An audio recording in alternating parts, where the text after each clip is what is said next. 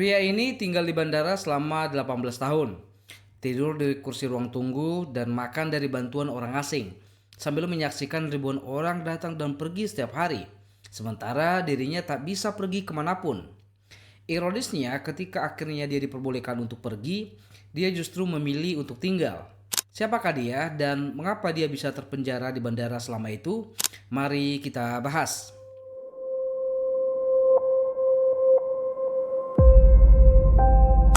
Dia adalah Mehran Karimi Naseri yang juga dijuluki sebagai pria tanpa negara.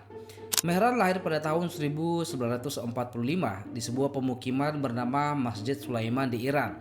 Ayahnya Abdul Karim, seorang dokter yang bekerja di perusahaan minyak Inggris di Iran. Bisa dibilang Mehran ini tumbuh dalam keluarga yang cukup berada. Sementara ibunya seorang ibu rumah tangga. Namun tidak ada informasi apapun mengenai ibunya. Tapi Mehran mengaku bahwa ibunya berasal dari Inggris. Jadi pada tahun 1973, Mehran saat masih muda merantau ke Inggris untuk studi di Universitas Bradford. Dia mengambil jurusan tentang Yugoslavia. Namun semasa berkuliah bukannya fokus belajar, Mehran justru sering terlibat dalam demonstrasi mahasiswa menentang rezim Syiah Iran, pemimpin Iran saat itu, yang akhirnya membuat studinya di universitas tersebut bermasalah hingga akhirnya drop out. Singkatnya, Mehran hanya kuliah selama 1 tahun akademik dari tahun 1973 sampai 1974. Setelah drop out dari kampus, kiriman uang dari ayahnya di Inggris menjadi terhenti. Akibatnya, Mehran hidup luntang-lantung di Inggris. Tidak kuat hidup tanpa penghasilan, pada tahun 1977, Mehran akhirnya pulang ke Iran untuk mengurus warisan dari ayahnya. Tiba di Iran, belum menginjakkan kakinya di rumahnya, dia justru ditangkap polisi di bandara karena aktivitas politiknya di Inggris semasa kuliah. Alhasil, Mehran dideportasi dan pasportnya dicabut pemerintah Iran sehingga dia kehilangan keluarga negaraan. Setelah itu, Mehran diterbangkan ke Eropa, di mana saat itu penerbangan menuju Jerman Barat dengan statusnya sebagai imigran gelap. Tiba di bandara, Mehran diperiksa pihak imigrasi bandara dan melarangnya untuk masuk ke negara tersebut karena tidak memiliki dokumen yang sah. Mehran sempat memohon pihak imigrasi untuk mengizinkannya masuk dan memohon juga untuk memberinya suaka dengan alasan dia dideportasi pemerintah negaranya karena alasan politik. Namun petugas tidak No, menerima no. permohonannya karena dia tidak bisa membuktikan dia adalah korban politik di negaranya. Merasa tak ada lagi harapan dan khawatir dirinya akan ditahan, saat petugas sedang lengah, diam-diam Mehran menyelinap keluar bandara dan berhasil pergi ke Belanda dengan menaiki kereta api untuk mencari suaka.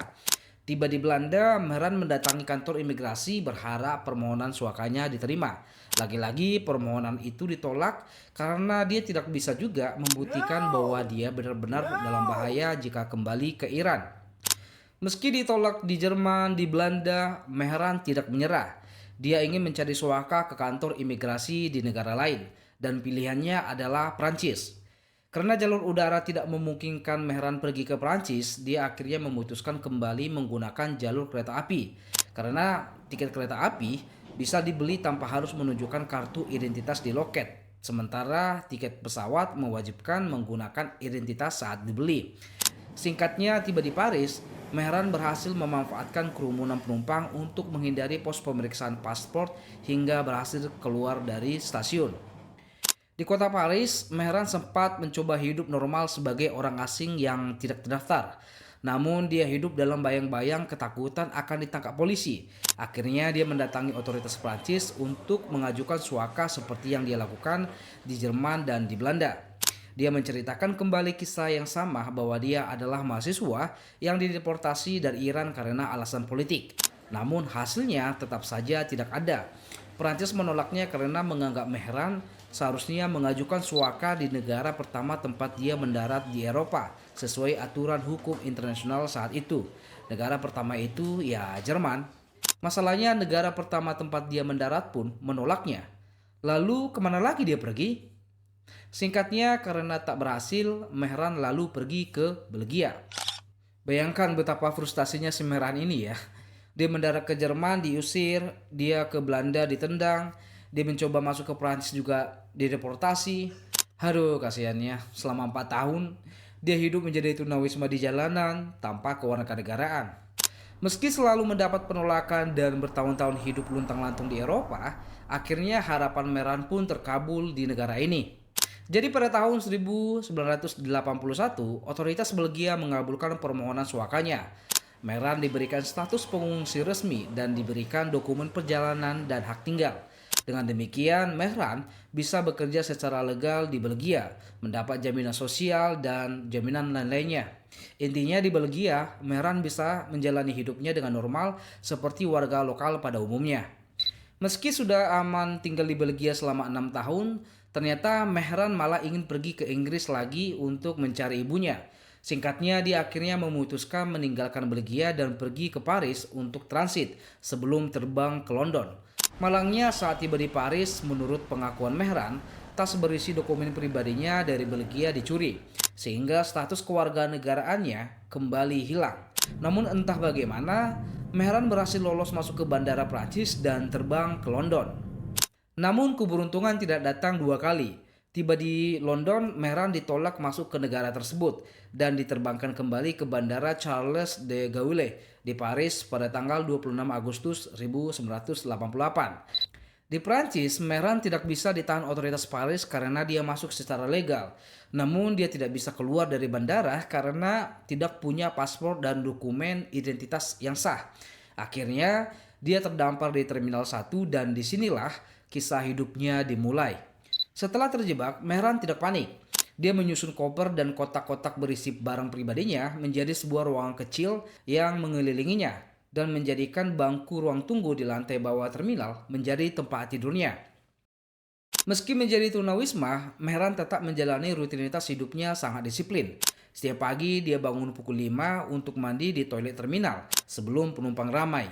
Dia selalu mencukur kumis setiap hari supaya wajahnya tetap bersih dan mencuci pakaiannya untuk menjaganya tidak bau badan. Setelah itu, dia menggunakan waktunya membaca koran dan menulis jurnal harian tentang aktivitasnya. Dan rutinitas ini terjadi secara berulang-ulang setiap hari. Sementara untuk memenuhi kebutuhannya setiap hari, Mehran menggunakan sisa tabungannya dari Belgia. Dia hidup dengan sangat hemat dan hanya membeli kebutuhan yang paling mendasar untuk memperpanjang ketahanan tabungannya. Namun karena dia terjebak selama berbulan-bulan, uang tersebut akhirnya habis dengan cepat. Beruntungnya setelah cukup lama tinggal di bandara, para staf bandara bersahabat dekat dengannya. Mereka sering memberikan uang saku, kupon makanan atau sisa makanan dari catering pesawat kepada dia. Tak hanya itu, bahkan dokter di bandara tersebut sering membantunya secara finansial serta memperhatikan kesehatannya secara gratis. Setelah 10 tahun tinggal di bandara, tepatnya di tahun 1999, akhirnya pemerintah Prancis memberinya dokumen izin tinggal dan memberinya kebebasan hukum hidup bebas di Prancis. Namun Mehran menolak menandatangani dokumen tersebut karena identitas yang tertera di dokumen itu masih menyebutkannya sebagai warga negara Iran.